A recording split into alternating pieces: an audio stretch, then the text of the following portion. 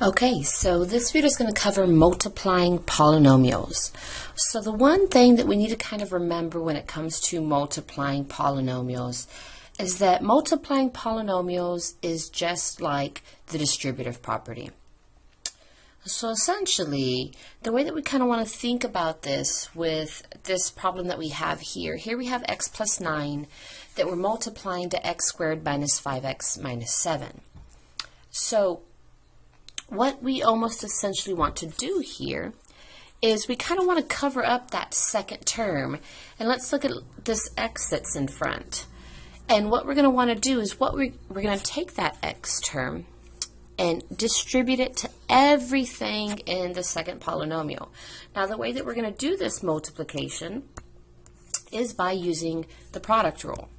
And the product rule is right over here, and it says this, that when we are multiplying like bases together, like we would here, this x times this x, that we just move the base over and add the exponents.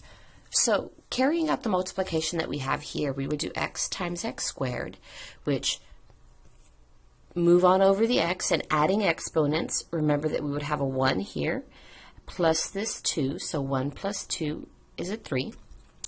Minus, so drop down the minus sign, and we would do x times 5x.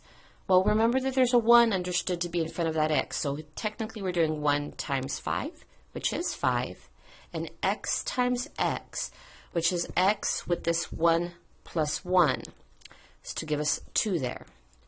Drop down the minus sign and do x times 7, which is just x times 7, but it's prettier to have that 7 in front, right? The coefficient always goes in front, so that would be 7x.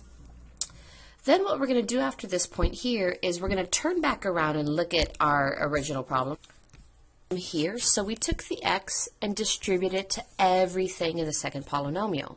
Now what we're going to have to do is now we're going to cover up the first term, and now we're going to distribute the 9 to everything in the second polynomial. So that would look like 9 times x squared, which is just 9x squared.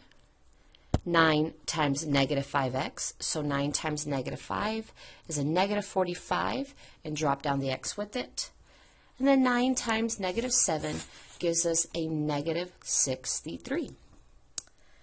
After we're done multiplying, it's always a good idea, almost always are we going to have some kind of like terms left in our problem here. So we're going to have to do a little bit of simplifying before we can finish this problem out.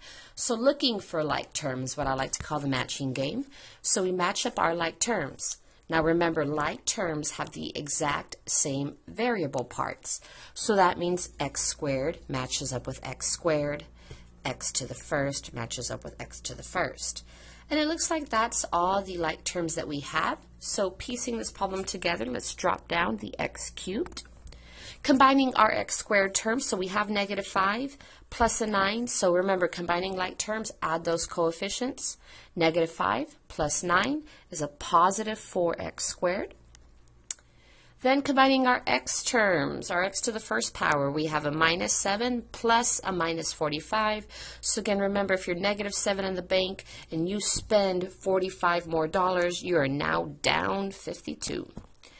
And that minus 63, just tag that onto the end. It, remember, doesn't go away, it just drops down to give us our final answer here